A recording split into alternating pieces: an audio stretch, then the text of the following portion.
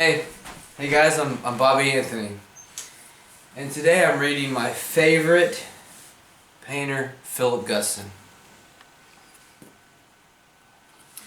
The front cover is very nice, but we're going to go farther. The blank page is very nice. It symbolizes the fact that in order to start a painting or a drawing or anything, you need a blank page. I like that.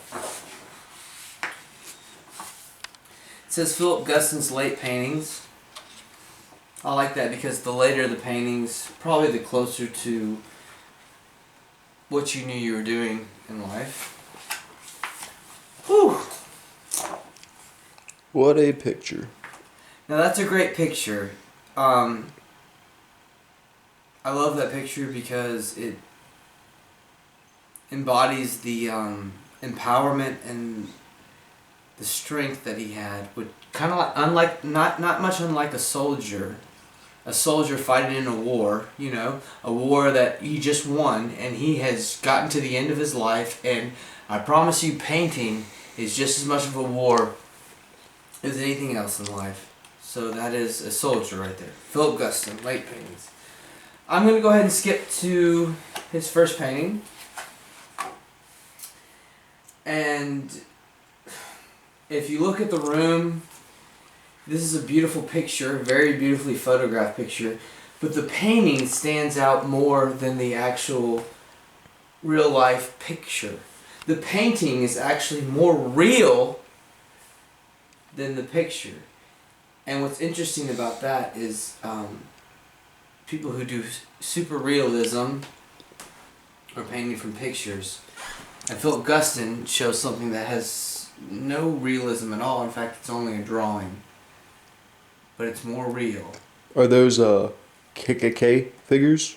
Than the photograph. It's more real than the photograph. And yes, those actually are KKK figures. I know you painted a lot of those. He did. I think it was quite controversial at the time. The reason why he painted those, I believe, is because not only of the controversy, but inside of his mind is the same thing as what's going on in society. So painting is what's inside of your mind, and that was what was going on in society. He did not advocate it. I'm going to skip a page just purely on the Lord's intuition. He went through a red phase, and this seems to be all red, and I find myself very challenged not to use red because it's so dominant. And red is one of the most purest. It's our blood. It's the same color as our blood, so it's something that you go to when you are dying. That's the best I can say with that. I've never seen this next one in person, but he's making a statement. Not just Guston, but the person who made this book. It's all white on this page. There's nothing on this page because the white is bleeding into the white on this page and leads you back to this painting, which is mainly red. And the difference between heaven and hell is so vivid. That's a cigarette. In these two pages. And the cigarette he's smoking will lead you It's to the a difference place. between heaven or hell. Don't smoke. Smoking is the difference between heaven and hell, Josh? What I was saying, the cigarette is the act of having it. Represents the come up from hell. It's as if you found something that could lead you out of hell. And you actually put it in your mouth, smoke it, and inhale it, and you feel as though you're in an altered state, you're in heaven. There you go. Wow.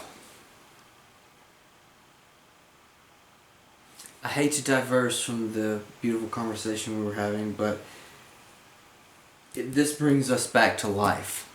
From the downer we had, from the smoking, just rising out of the mud, the tar, whatever tar is. Primordial ooze from which all man was created.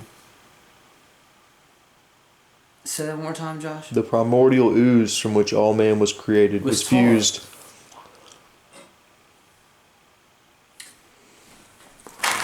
The eyeball.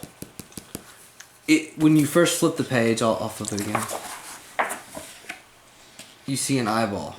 Mm-hmm. An eye looking back at you. Not unlike my paintings. This eye from Philip Guston is there's hope. There's hope. This is a beautiful painting. But look deeper. What's looking at you? Red. Color of heaven and hell. Now the fingers coming down represent, I believe, a godlike hand. When I'm painting, or when anyone's painting, the hand of God is through you. And he believed, he actually wasn't painting his paintings. He said, as if I had a choice what I painted. Which means there's a third hand. And this is perhaps that third hand. Drawing from heaven or clouds, as you can see. I like that it's small and then gets bigger to magnify the importance of the third hand that paints. Because we don't paint. Someone else does everything that we do at all times. We're just there to take pictures.